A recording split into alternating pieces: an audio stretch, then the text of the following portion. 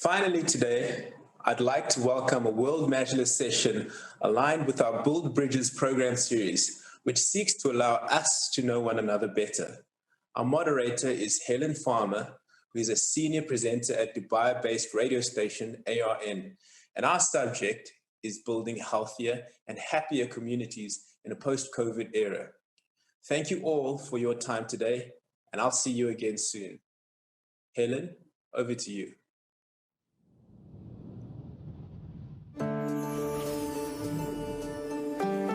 More than ever, today's world needs us to talk to each other, to communicate and collaborate.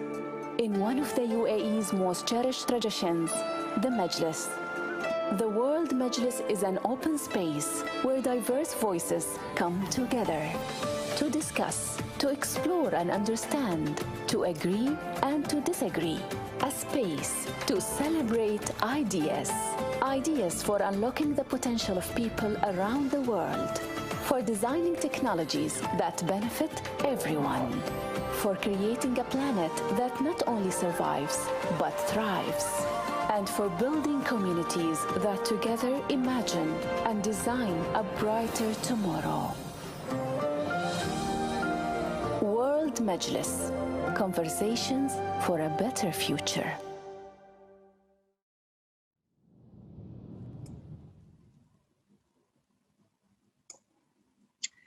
Hello and welcome. Wonderful to have you with us for this virtual World Majlis, because of course it is 2021.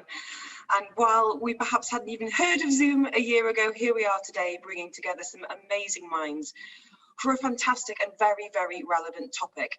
It has been roughly a year since we first heard of COVID-19.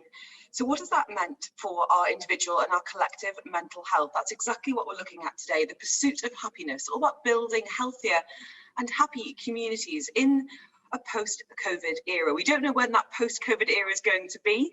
So in the meantime, it's about learning from each other, looking at the data and hearing the personal stories too. And I am so delighted to have such a wonderful group of highly accomplished people here who have a lot of data, a lot of experience and a lot of stories to tell. I'd like to introduce Noor El-Janabi, Director at the Emirates Centre for Happiness Research here in the UAE, passionate really about bringing that community together and really getting an understanding of why mental health is so important for the UAE as a whole through projects with students and with colleagues too. And joining us because of technology from the States, Professor Sheikha Sinaki, who I'd like to say is published more than 300 academic papers, and who better to have join us on this topic as someone whose current work looks at assessing and advising on the impact of COVID-19 on mental health and well-being. Professor of Global Mental Health and Development of Health and Population at Harvard. So thank you so much. Speaking as psychological expert here in the UAE, we've got Dr. Sarah Rasmy. She's a clinical psychologist and the MD of Thrive Wellbeing Centre. She has been published many times and it works with many UAE organisations and companies on mental health, working with patients on a range of issues from anxiety and also working with couples, having gained lots of experience from the Gottman Institute. And thank you so much, Nadine Bittar, joining us as well. Nadine is a real thought leader, actually, when it comes to looking at cities, at urban developments, and really advising on what could be in the future. She's advised on many developments, cities, and urban developments across the UAE, across the Middle East, Africa, and Southeast Asia. And Professor Nida Kunzi joining us from the Dean of the Swiss School of Public Health in Switzerland. Thank you so much. An MD from the University of Basel and has advised so many people, including the World Health Organization, on that clean air policy. And of course, working closely with EXPO 2020, the Swiss Pavilion. So thank you so much all for being here today. This is a subject I'm very passionate about, and I feel like if we're going to take something from the last 12 months, let it be humanity. Let it be that we've seen perhaps the more human side of our colleagues, of the people around us, and that might be through tagging someone in a humorous meme or sharing data that we feel like will be incredibly important to somebody. But perhaps that is something we can take together. And I'm so intrigued to get your individual outlooks on the role of mental health and how perhaps our perceptions of mental health have changed since COVID-19 sadly did start a year ago. So I think before we look forward, we perhaps need to look back a little bit. What have been some of the most important factors of determining mental health and the resilience of people? And I'd like to ask you, Nufrili, about some of the work that you've been doing to establish this and really get an understanding of the importance of that playing here in the UAE. So first of all, I would like to thank the team at the World Majlis for such invitation on a topic that I personally believe in how important it is, and everyone should have an aware and talk about it freely. And so talking about the past and how do we know people were resilient? When we talk about mental health, we always refer to what's going on in our heads, but it's actually also reflect on how do we behave. So it's also what's outside of our head. So the behavior that people do and the words selection and all of that determines people's resilience. And I would say in the past, things have been different because recalling in one of the tradition that exists in Arab culture, I would say in Western cultures too, is the communication, right? So when there are like a bunch of women who meets for a coffee or an afternoon tea, when you think about it, what is it all about? It's not just only about, getting together there. It's also about sharing and all of that. So it does build a sort of like resilience within the community, I would say. Yeah, so that's my answer to the question, Helen. The behavior. I'd love to almost go back a step and ask you, Shekhar, what is mental health and well-being, and how has it been impacted during the pandemic? Can we even look to history in previous pandemics? Sure. Thank you for inviting me to this discussion on the very important topic. I worked for the World Health Organization for more than 20 years, and I would like to begin from the definition of health given by the World Health Organization. It includes physical, mental, and social well-being. So the topic for the discussion, how can we have healthy and happy communities, it starts with the fact that mental health is an integral part of health. So when we talk about health, we cannot ignore mental health, which actually has been done for decades. We all pay more attention to our own physical health. Even the governments pay much more attention to physical health of people and not to mental health. So I think this is something which is, as you said, let's go back before we go forward. The fact is that mental health has been ignored for a very long time. But, pandemic has been very bad for a number of people with disease, deaths, and other problems. But one thing which it has done is to focus our attention on this neglected issue, the mental health and well-being of all of us. And I would like to make a point that mental health should be and is important for all of us. It's not about a few people having a mental disorder. The world just simply cannot be divided into two groups of people, one having mental disorders and others don't.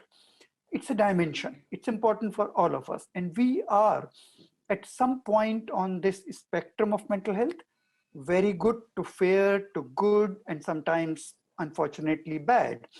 But the pandemic has actually moved all of us on this dimension towards the right, as I say.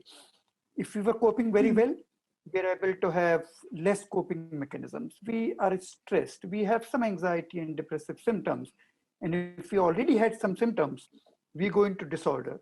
And if we already had a disorder, which some people have, we have more disability. So it's the shift to the right on the spectrum of mental health, which actually has brought it out in the open so that it affects all of us. We are all in the same boat. And as they say, till all of us are safe, none of us is safe. Similarly, till all of us are mentally healthy, none of us will be mentally healthy. So that is the big message from the pandemic. And I hope we're able to build on this in a better way. So the building back better our mental health system should be the key message for now and for future? I'm so full of hope from what you've just said there, Professor, because I think that is so, so true. You know, we know number-wise that 1 in 4 people will experience mental health problems, but it's not black and white. There are so many shades of grey in the middle. And I think what's been really interesting about the pandemic is while we've all experienced it in different ways, and as you say, there has been unfortunately loss and tragedy, some people have actually flourished during this time. It has been a collective experience. It has been something we've all been going through at the same time. And that, in terms of that sense of community, has been a really interesting mirror to hold up to us. And I wondered, Dr. Sarah, what's your take on this one, especially when we think about how, yes, our physical environment might have changed, but where we spend time, how we communicate as a community, you know, where are we at now? And what do you think we have learned in the last year? The last year has been incredibly difficult for all of us. I think that's something that we can all agree upon. And I think that one of the silver linings, if you will, of this entire experience is the fact that mental health and the importance of it has come to the forefront. And we've been noticing it not just in terms of public discourse, but also in terms of increased prioritization by governments and other organizations, really recognizing that we really need to safeguard and enhance people's well-being for a number of reasons. So this is definitely one of the takeaway messages over the last year. And it's something that also fills me with hope as we move forward.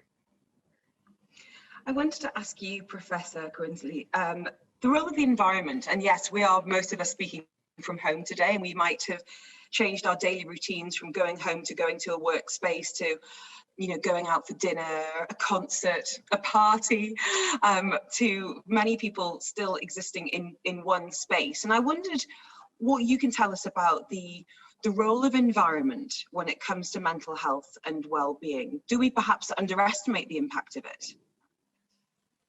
Well, thank you very much, Helen, for the invitation. It's a big pleasure to be here on this important topic. In fact, we as public health scientists, we had quite a hard fight last year during the first wave to make clear to the public that this is not just about viruses and epidemiology, but a lot about people's general health, well-being, and mental health.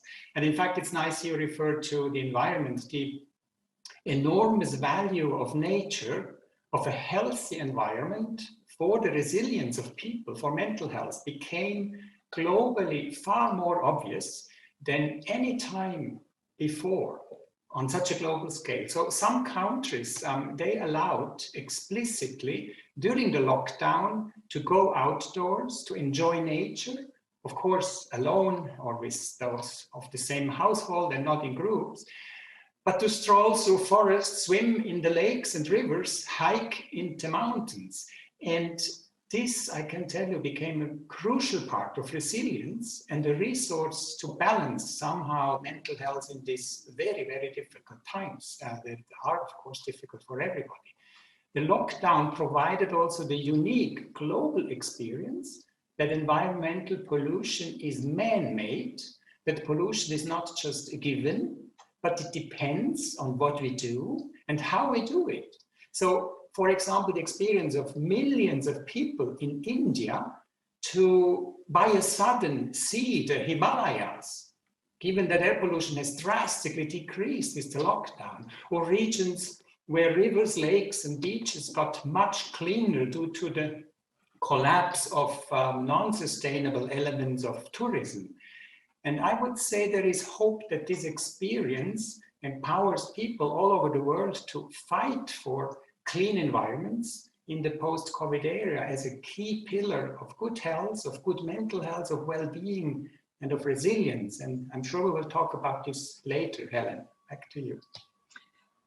I love this topic of how healing nature can be, and don't you know what you've got till it's gone, and when you were unable to leave home for a while. And as you say, we've seen this amazing resurgence, certainly here in the UAE, people really getting into hiking, even understanding the value of having a small balcony or a garden. We're seeing property trends changing, people wanting more outside space space?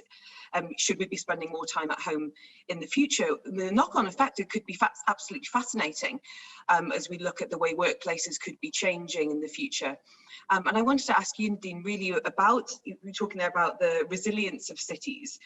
What do you think that means to you? What does resilience when it comes to an urban environment actually look like? First, I would like to thank you for inviting me on this very important topic. And also, it's part of the pandemic gifts that it has aligned multiple disciplines together, and the meeting fellows from the community health perspective and also from the global health perspective is really heartwarming. And I would like to take a different perspective on this, especially as I want to talk about health, and being mentally healthy is a natural condition. We are born to be happy. We are born to be healthy. And that's why it's about our natural rhythm. So how can we take that into cities? How can we make cities go with the rhythms of our biology, of our mental mindset, of how we can build our emotions? And before this pandemic, we were living in a daily rhythm of commuting long hours, of traveling most of the time, of eating alone in the office, sometimes not eating at all, trading off leisure recreation for an extra hour of productivity. We were living virtually with friends on social media apps rather than meeting them in cafes. We were buying our grocery without even looking at the people who are actually selling us these groceries. We were shopping online, and basically cities became just like platform for our hustling around the clock without really taking the time to looking at our cities, at our spaces, at nature, at all the gifts that these amazing places can give us. And therefore, places that have endured multiple events can actually show us the recipe for resilience, because it's places that heal and it's places that regenerate, and sometimes places give life. But we need a different rhythm to these places, a rhythm that enables life to regenerate, life to flow, and also to enable a state of well-being. So we need our places to help us center. And that centering, that grounding, is not about only enabling connectivity and movement and mobility. It's about walking. It's about aging well. It's about living in proximity to my own parents and my own community. It's about being able as a child to go play next to my house. And that's really the state of just being human, just the basic state of being human. And I think in some ways we're appreciating what you're talking about there, the really simple things in life, perhaps more than ever. But I guess the big contradiction is we were in some ways going back to real basics, but we're in a time of extreme technology. Never before have we been able to, you know, as you say, order groceries online or socialize. And that's very much a double-edged sword, because in some ways, yes, we've never been so connected, and that's been, you know, speaking as an expat, that's been incredible to know that my parents are safe on the other side of the world, or to be able to send photos. And, you know, we're thinking about smart Dubai, being able to get PCR test results back, you know, instantly to my phone. But then we have the flip side, which is the never-ending news. We've got the doom scrolling. We've got the constant comparisons over that. Oh my goodness, that person's making another loaf of sourdough and I haven't got out of my pajamas yet. And I wanted to ask you, Dr. Sarah, when it comes to technology, you know, how do you feel it contributes towards mental health? And I don't mean that in terms of unhealthy mental health, but mental health, good and bad, healthy and unhealthy. What role do you feel like it plays? And I know that's a big question, but looking at it through this kind of lens of COVID-19 right now. So I think technology has the potential to connect us, and it also has the potential to disconnect us. And when I say disconnect us, I mean disconnect us from people in our environment, as well as from ourselves, if we're using it as a distraction, and if we're not allowing ourselves the opportunity to reflect and to introspect. I think technology has enabled us to do so many things over the last year. And speaking from my industry, we've seen a shift in many places in the UAE, as well as all over the world, to delivering our services online. And that has been really important given the fact that we're seeing some trends, some spikes when it comes to things like anxiety and depression on a global level. So in that way, it has been really helpful from an industry perspective. It has been helpful in terms of allowing us to maintain connections, which we know is absolutely important for our mental health and well-being. But that being said, it can be quite exhausting to spend a lot of our time engaging in these social interactions through telecommunication platforms, because there are aspects of our engagement and interaction that just require a lot more work. I think we've also all missed some of the more mundane interactions that we would typically have. For example, if we were going to the office, the banter while we're getting coffee, gathering and catching up on things. Now it's you hop into that Zoom call or whatever platform it is you're using, you get to business, and then you log off to the next call. I think because we're working from home, there has been a lot of burnout that people have been experiencing because there's no longer physical boundaries between where we work and where we live. We are now also with our partners, if we're partnered, and our children all of the time. And that can be really great for reconnection. And I think a lot of people really enjoyed having more time together. But it also comes with its own challenges, especially if we're having a difficult time, as many of us are, with all of the issues that have come with COVID-19. So I think it's been really good, but also, of course, there have been some downsides, mostly around over-connection. And I think a lot of the discourse right now about connection is that when it comes to technology, there are, of course, disparities on a global level. Not everybody has the luxury and the privilege of being able to log on and do everything that they need to do from the comfort of their own home. So that's definitely something to be addressed. But then on the flip side, for those of us who do have access to that technology, one of the things that we want to maybe think about is the right to disconnect as we move forward. Oh, the dream. I wanted to ask you, Sheikha, we know that the World Health Organization said that the next pandemic is going to be a mental health pandemic. And I wanted to get your thoughts on that. And we know that there are certain groups that are perhaps more vulnerable to mental health problems right now. And Dr. Sarah very correctly saying that technology has been an actual lifeline for people to be able to get access to experts, to doctors, to psychologists. So do you feel that some people are perhaps more vulnerable to mental health problems? And is there a way to help them in particular to really reach out, or even kind of bolster them and make sure that they're not really suffering as much as they could be? Yes, thanks, Helen. Let's look at a few statistics. During the pandemic time, there have been multiple studies in several countries, and it has turned out that almost everybody is feeling more stressful.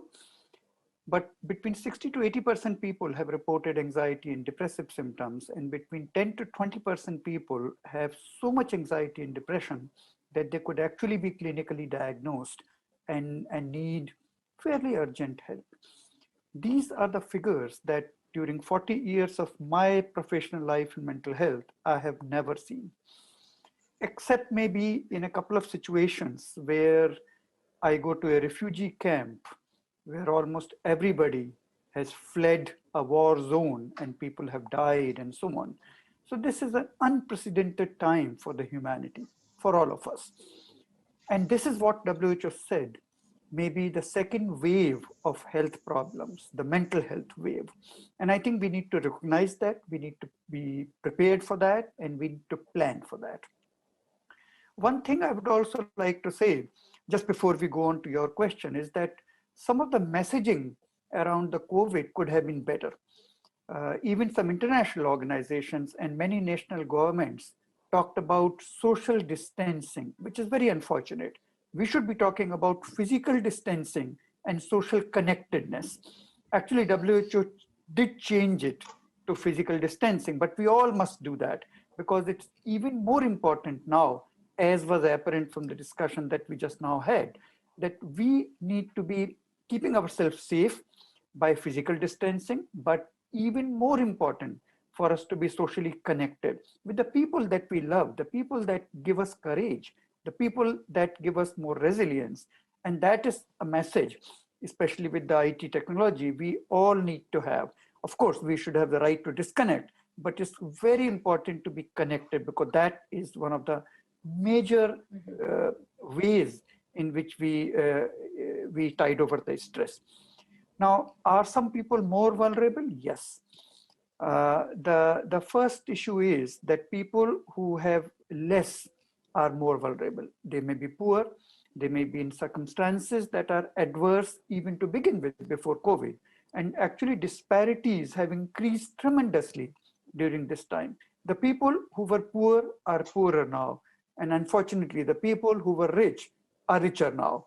And that really leads to more mental health problems, to more anxiety, more depression. And this is a worldwide phenomenon in rich as well as in poor countries. But one group that I would like to emphasize is the young adults. Usually during a stress time, it's the middle-aged and the older people who face the brunt of the problems. But this time, it's the young adults. It's the people between 15 and 30 years of age who are in college, just finishing college, looking for a job, looking for a promotion, and also having less income now, less certainty about their jobs, and having the issue of childcare and sometimes elder care, which are on their heads. And these are the people who have consistently shown 3 times as much anxiety as the middle and older age group, almost all over the world. And the sad part is that this anxiety is not coming down.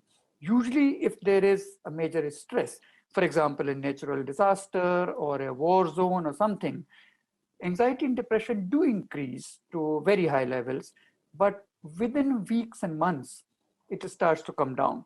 In this case, it has lasted an year, and we don't know how much it is going to last.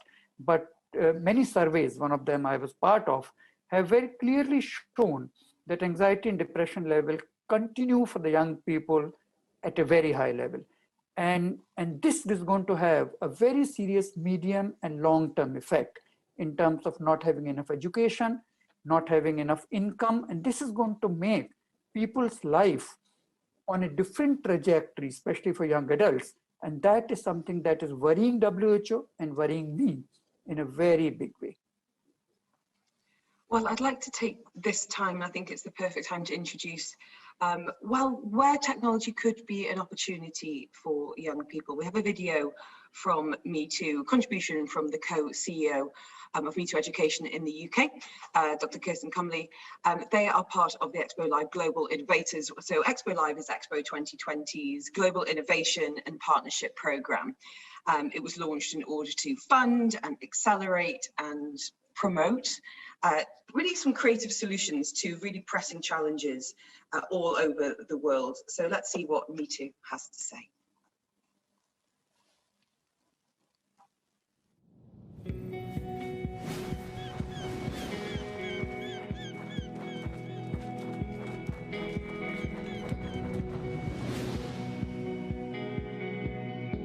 Me Too is a free app that helps teenagers talk about difficult things, and we've created it in direct response to the global decline in youth mental health. So when a teenager uses Me Too, they can share their biggest to their smallest problem safely and anonymously with other young people, who then reply with support and advice. I think what we actually have to do is change the conversation. I think we need to stop talking about mental health and start talking about mental wellness. And education is, you know, the starting point, the entry point into all of that. And we need to be giving young people the skills to help them cope with the challenges that they face every day. Anxiety is a perfectly normal part of life, but at the moment, because they don't have those skills, they don't know how to deal with it, and that's when the problems start to escalate. the other thing we see with the work that we do is that the youth voice is really missing. And, you know, in the media or wherever, it's so often adults talking about children's mental health problems. And so a lot of the work that we do with Me Too is to try and give the space to give young people a voice to tell us what they're worried about and what their problems are, and also how they think they can be solved. And we think that that's going to be the most powerful ways actually to make the young people the advocates for change.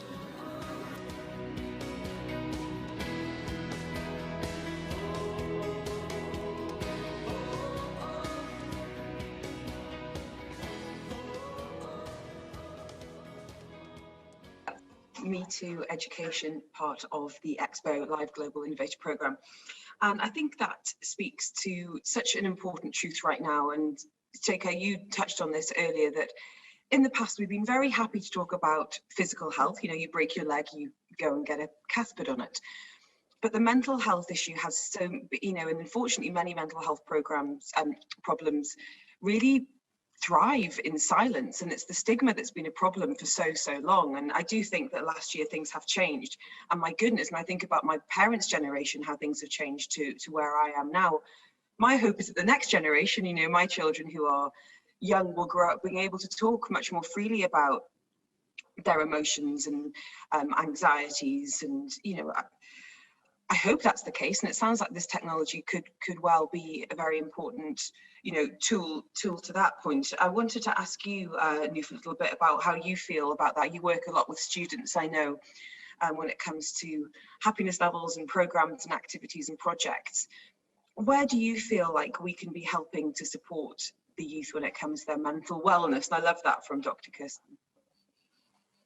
Well, Helen, we were surprised because once the e-learning started, as soon as the lockdown started, that we've received a lot of emails from students who are actually seeking help and looking for someone to support them. And we have reflected back on all the programs that we've been, giving to them.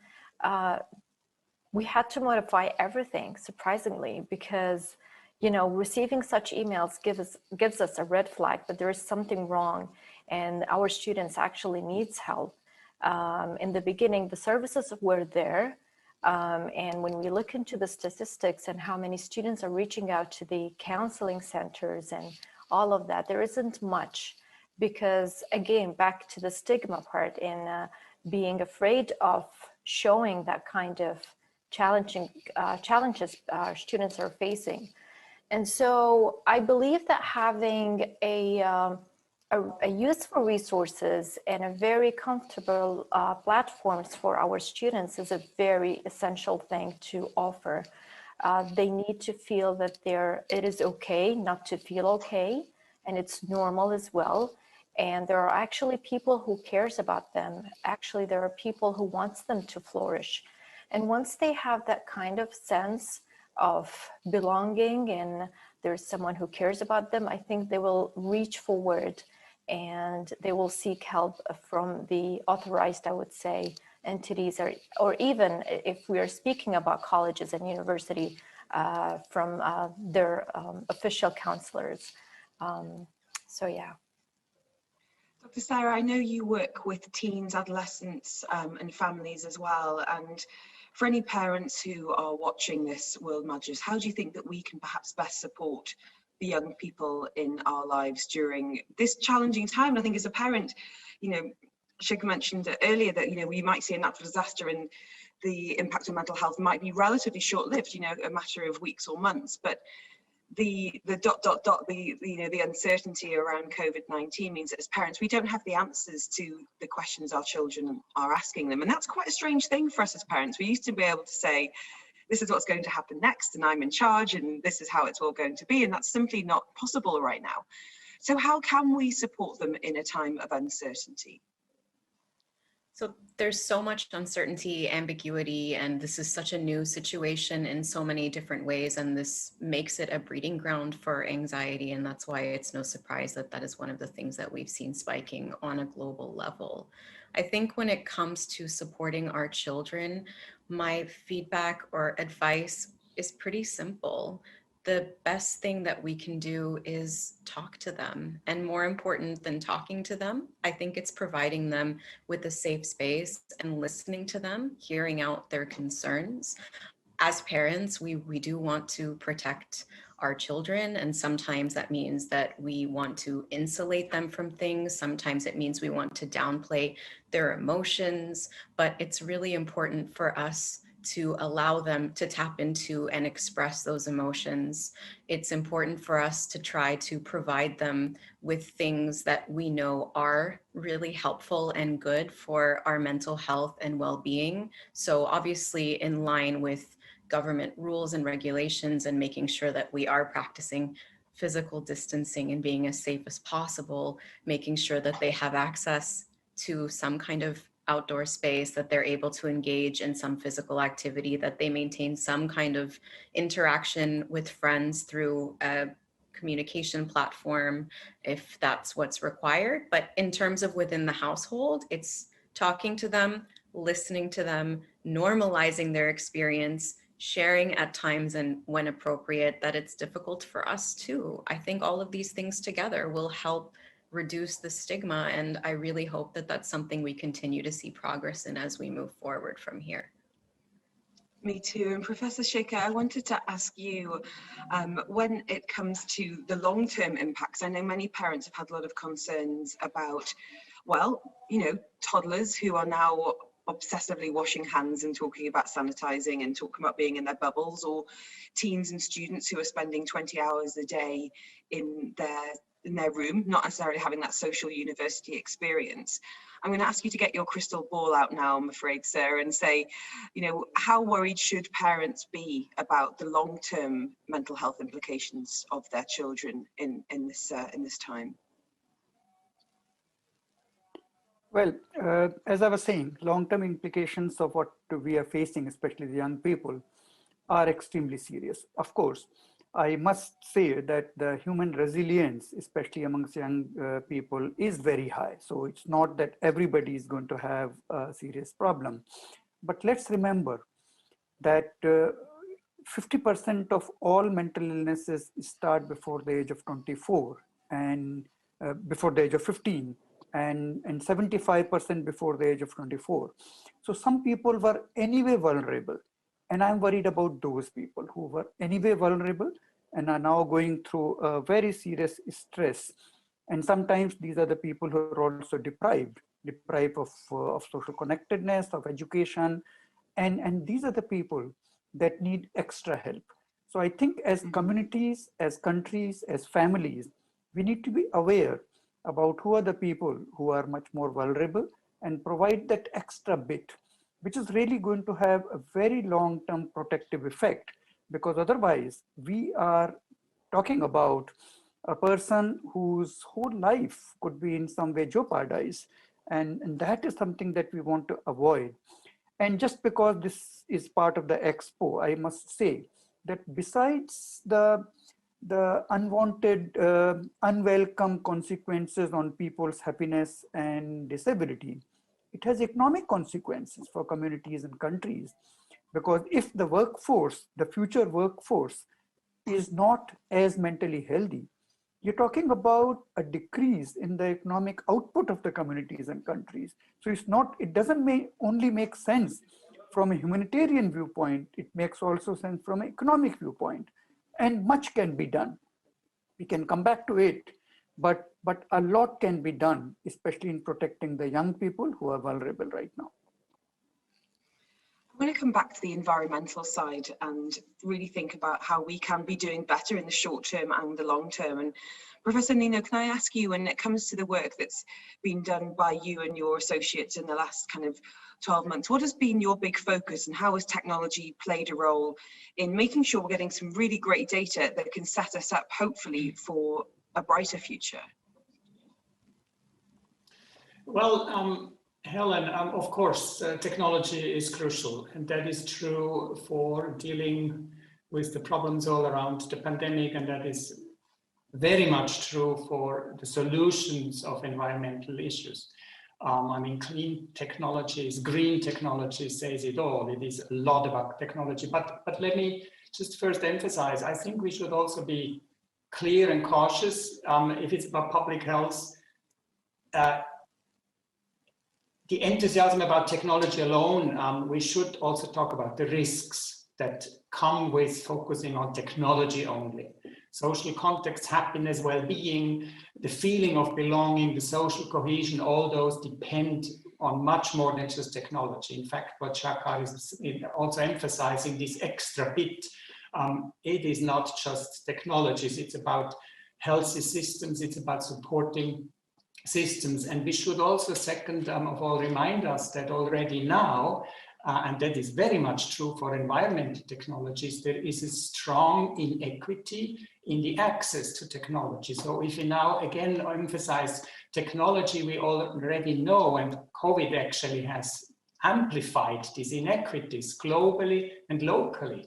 There are people who don't have the same access to technologies or the same skills and competencies. And there is even amplified gender gap if we just focus on technology. I mean, if you look in many countries, what happened is that men have even more job opportunities, whereas women have lost their jobs in very high numbers and got spilled back to all this work, including social care, care for children, parents and grandparents, which is not resolved through technology alone, but through a different way of societal approach.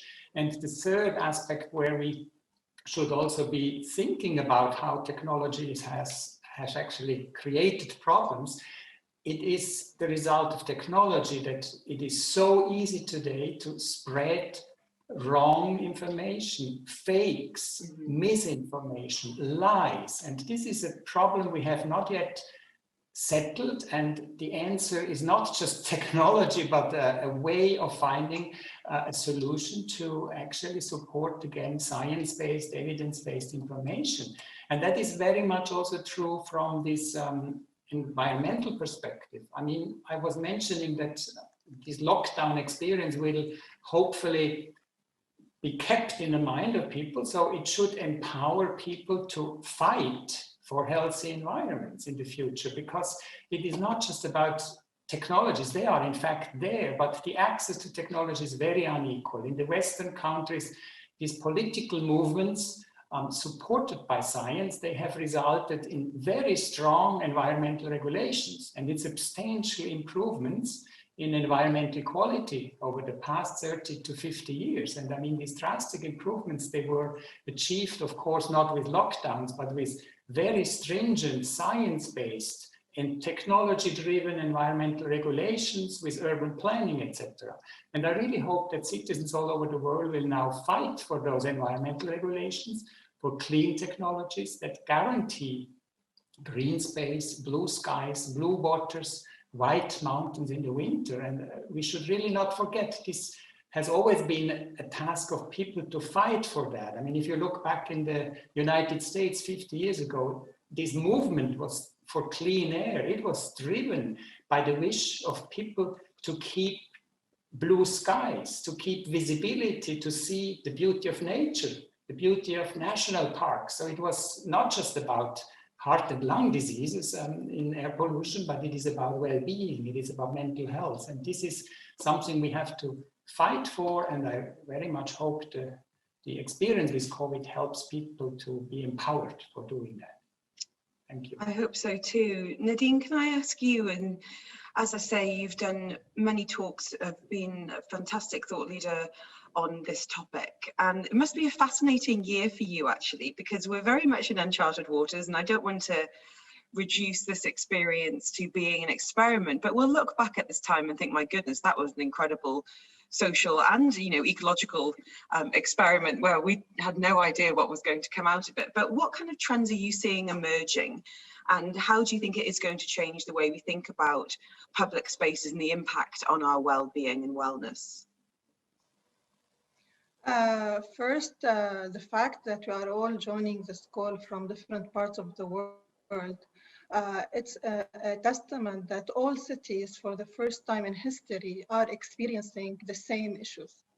So for the first time in history, the whole planet and the whole urban areas of all our different expressive built environments are subjected to this pandemic. And in a way, the first thing that we have all realized, even us as place thought leaders and people who work on the space, is that we love our cities. We have been inside our cities for so long and not loving them enough. And there is a big trend now into what we call lovable places, and how we can build this love into action and activity, how we can bring this into, and I like our speakers and bringing out about a sense of empowerment. It has empowered us to say, yes, places matter. And this garden, this park in my neighborhood is so much precious, and I don't want it to be replaced by buildings. I do want green areas in my cities because actually I realize that for me to be healthy, I need the earth to be healthy. I need to have green spaces for even a sight of birds. Did you notice that in Corona, everybody was taking pictures of birds on their balconies? There is the biophilic feeling again. It has ignited our biophilia, this sense of oneness with nature, which has, it's a total different biophilic cities, biophilic urbanism, and biophilic buildings is now a growing trend. So one is lovable places, second is biophilic places. And the third one, I think it's a big reset. I do believe in the big reset. So there is a lot of introspection into, do we really want to go back to that normal? Do I believe that that normal is the normal that I want to be back to? Maybe not. Maybe it's time to say, you know what, it wasn't going well before.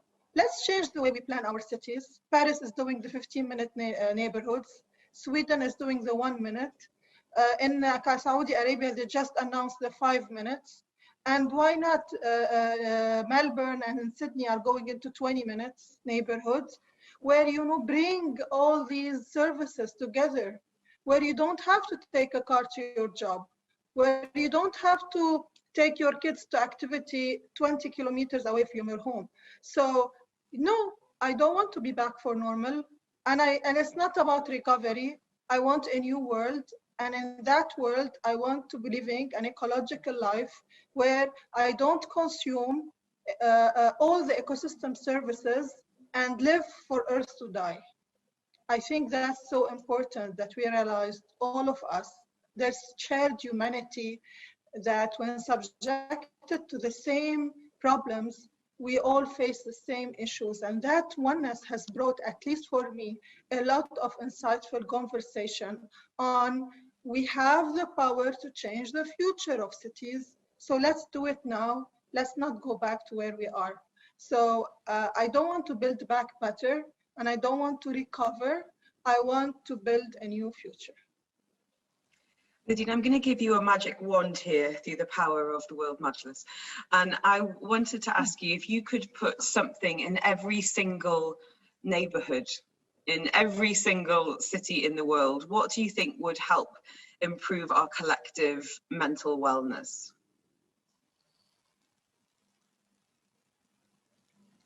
I want for each neighborhood in the world to have a space where the community meets and think for itself. Because if you empower communities to think for themselves, if you empower people to think for themselves, they will be able to come up with solutions that you never thought about. It's our shared sense of community, our shared sense of innovation. Solution needs a village. They don't need one person. And space is a product of our own humanity. So I am totally into place-based solution, where you bring neighborhoods together, where you meet your neighbors, where you actually know your neighbors, and you talk, what would you like to do? Empowering communities is the first step to having a more brighter future. Love that. Sheikha, I wanted to ask you, when it comes to the workplace And I think the workplace has changed forever, and it's going to be very interesting to see what trends we're going to see in terms of commercial rent, what workplaces are going to need to look like. Are there going to be desks? Are there going to be meeting rooms? Are we going to be able to meet? But putting the physical aside for a moment, what do you think employers need to be mindful of when it comes to looking after their staff? And what do you think? Well, what change would you like to see? This is where you get the magic wand.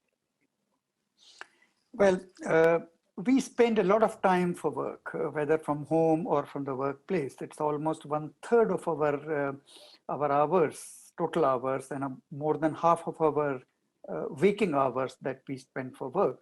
So obviously, it's a very important part of our lives.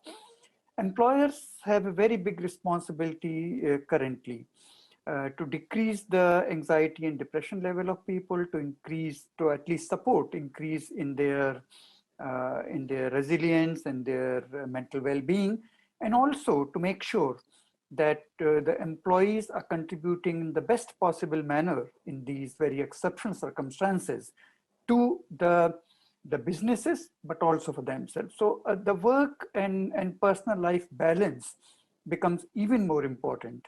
And employers have a big responsibility to encourage people to look at self-care. I would say that if all employers started encouraging their employees to indulge in self-care, that will be a very big change, which unfortunately does not happen very often now. They need to provide a level of certainty to the employees, even during these uncertain times, so that employees can focus their attention on the job at hand rather than to worry about what's going to happen in a month or 3 months or 1 year time with their job, with their income, and so on.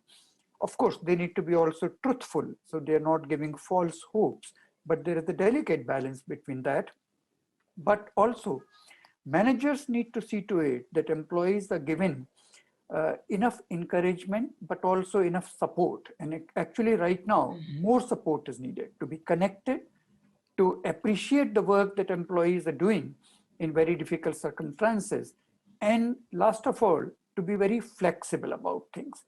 So the rigid rules are for the past.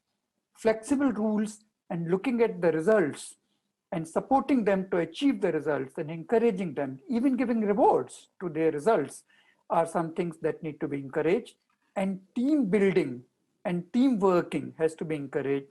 In these times when everybody is at a different location, the importance of working in teams becomes even more important now, because people tend to feel isolated. People tend to feel ignored and neglected. And that has to be very, very actively managed.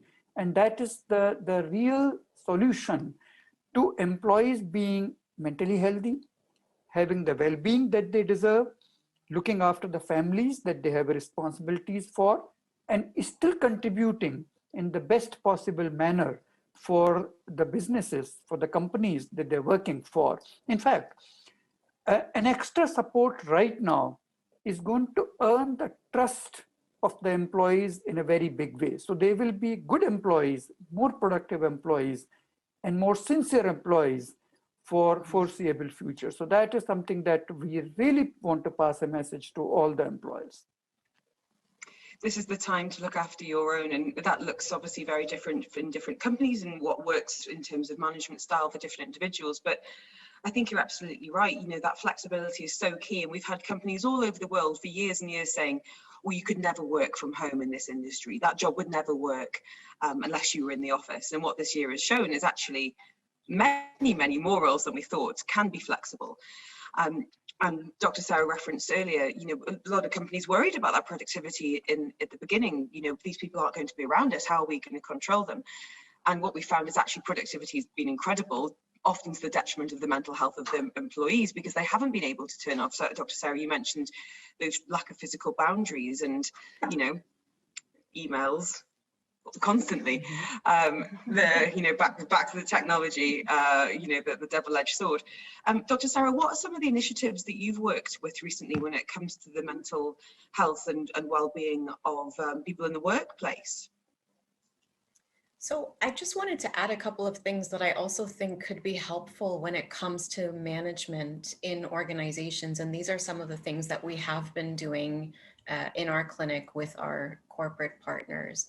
So one of the things that is helpful is to also not reward behaviors that contribute to burnout, and to not elicit them as well. And so a simple example of that could be trying to reduce sending late night and weekend emails, right? Because when we do that, people, especially who are feeling insecure in their job, who are feeling financial pressure, might feel the need to prove how important they are in the organization and therefore push themselves to the point of burnout, which we know is bad not only for the individual, but also for the organization as a whole. So I think that shift is really important. But another thing that's really important is for managers to make time to try to connect with their team members the way that, like I was saying before, they would have been able to do in the office over coffee or the water cooler or whatever else. And it's particularly helpful when managers have an understanding of some of the common mental health challenges that people might experience and that we're seeing spikes of. So understanding the difference between being worried and being anxious, being sad and being depressed. And if they're able to identify employees who are at risk, then being able to signpost them to local resources that can support them. And even better, if they have some kind of employee assistance program within their organization, whether that is in the form of webinars that deliver psychoeducational information as well as evidence-based strategies to combat some of these things,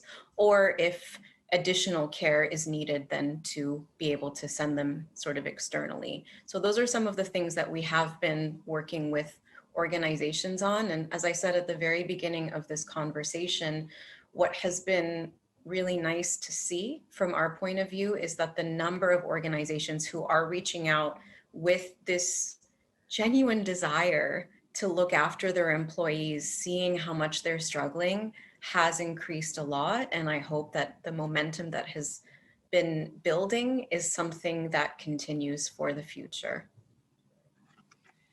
I couldn't agree more on all of that. Dr. Sarah, I think it's a really key time, and for anyone watching, no one likes the midnight email. No one likes to send it. No one likes to receive it. So if we could just make a global understanding that we just don't want to do that anymore. Let's do better. Let's change, as Nadine says. Let's rebuild. Instead of rebuilding, we can start afresh.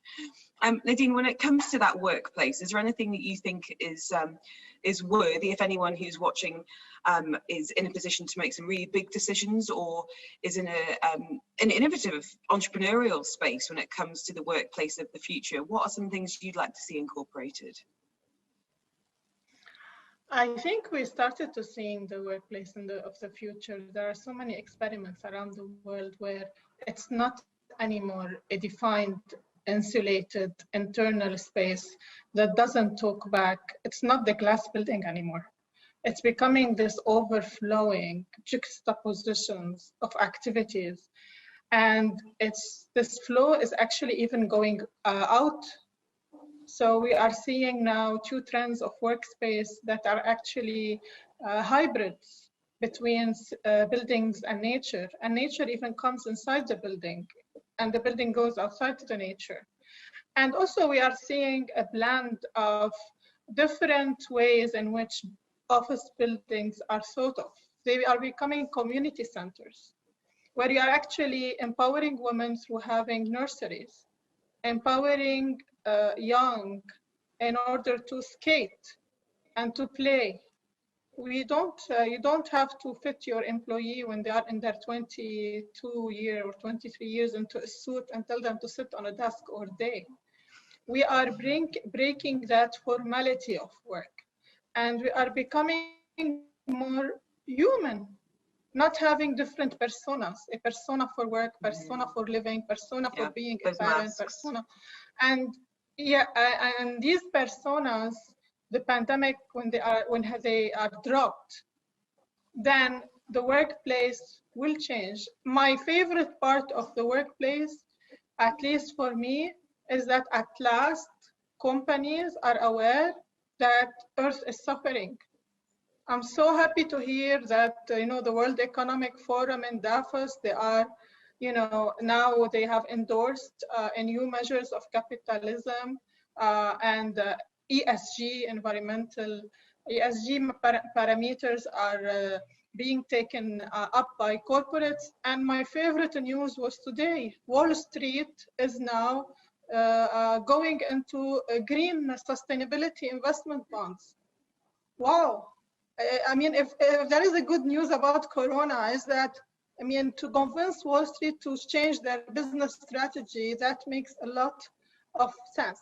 Anyway, going back to the workplace, we will not go back to where we were.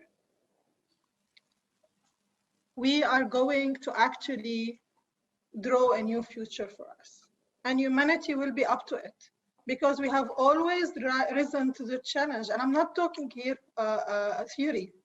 If you look at how we have changed, we always have changed out of dilemmas and crises. Maybe because it is at this point where, as humanity, we find our strength and force and we rise again. So we will rise again, and the workplace will become something different. It will become a community center. It's not going to be a private space for corporates to just put employees and let them produce things for them. It's not a factory anymore. That again fills me with hope when I think about the future, because we don't know what jobs our children are going to be doing. They haven't been invented yet, but if they're able to do those jobs in a space where wellness is at the absolute forefront, from the space around them to the infrastructure, and as Dr. Sarah's saying there, whether that is a webinar being sent out, even if employees aren't watching that webinar, the fact that the mental health discussion is happening in the workplace is such an important step forward. And I know the UAE is taking great strides, as I'm sure Noof will tell us, when it comes to understanding what happiness is and why it's always going to be a journey. It's not necessarily a destination. It's working together to make sure everyone feels supported. And I wanted to end this afternoon by asking how you all are, because I feel like we're often doing that on quick Zooms and quick emails saying, hi, hope you're staying positive and testing negative, and we're being quite glib. But I just wanted to have a bit of a check-in and make sure, mental health wise, that everyone across the world, from Europe to Florida to here in the UAE. Noof, how are you today? How are you doing? I am doing great. Actually, I have tested positive for COVID in the last 2 weeks, and I've been, quarantined with my husband. But this whole experience taught us so much about mental health and about each other. And thank you, Helen, for asking. No, it's my pleasure. And I hope you recover soon and stay well. I've just had my second dose of the vaccine, so I'm feeling pretty upbeat about that situation. I'm feeling very blessed to be in the UAE, where we're in a position to have vaccination rolled out on such an amazing scale and so quickly. And I feel like this is a real turning point and a good discussion to be having a year later. And in sunny Florida, I can see the sunshine on your face, Sheikha. How are you today? I'm feeling great again today, not only because I am able to take part in this kind of discussion, but also I'm supporting my daughter and son-in-law going through a personal crisis. And I would like to emphasize that self-care is important, but caring for others actually improves our mental health in a very substantial way. So let's find the opportunity to do that also, which is helpful for us. Thank you so much. Well said. And Dr. Sarah Rasmy, how's you today? How are you going? Today is a pretty good day. I've had many of those, and I've had many days on the opposite side of the spectrum.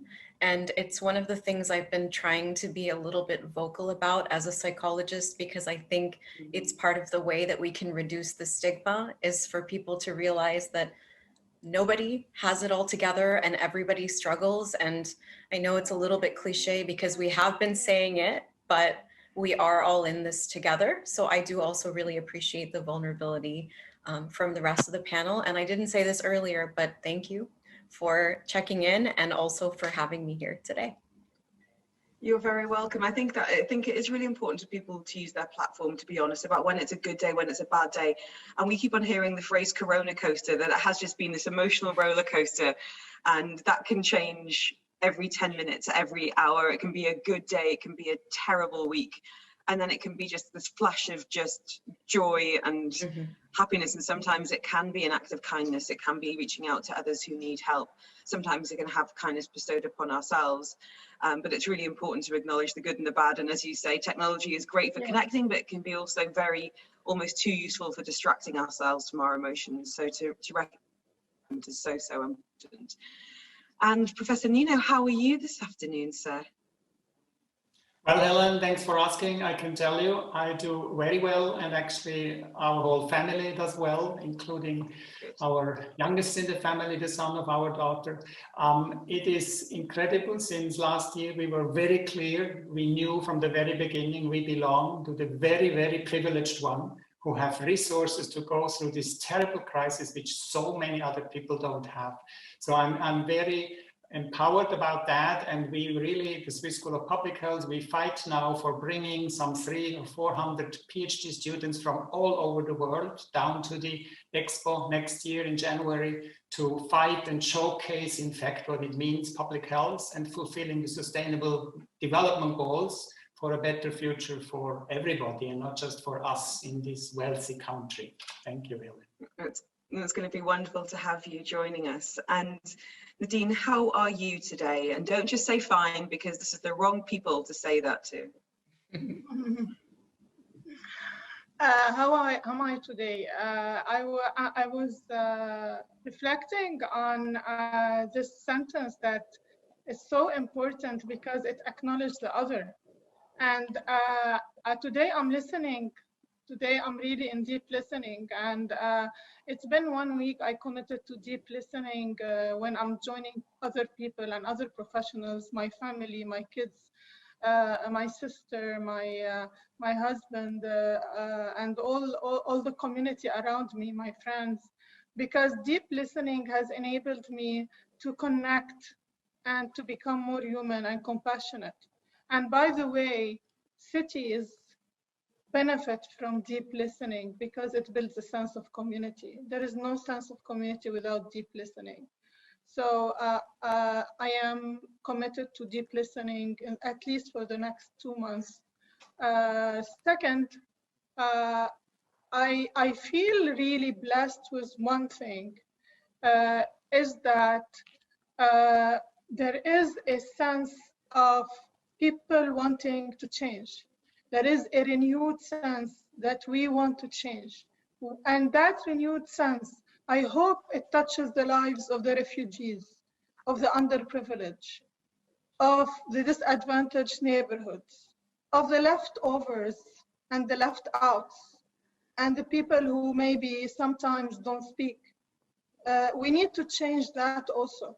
So not changing only what we see, but also deep listening to understand what is our blind spot and how we can change it. Well, I can say it's honestly been an absolute pleasure and privilege to listen to all of you today. So thank you all so much for some really valuable contributions, for showing vulnerability, sharing personal stories, and some data from, my goodness, some of the finest institutions in the world. And I know EXPO 2020 itself is going to be an amazing place for hopefully to see each other in real life and to continue the conversation.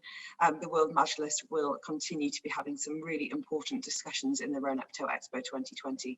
So thank you to all of you for being part of today, and looking forward to EXPO 2020 and future discussions on relevant topics with these virtual Word Majlis.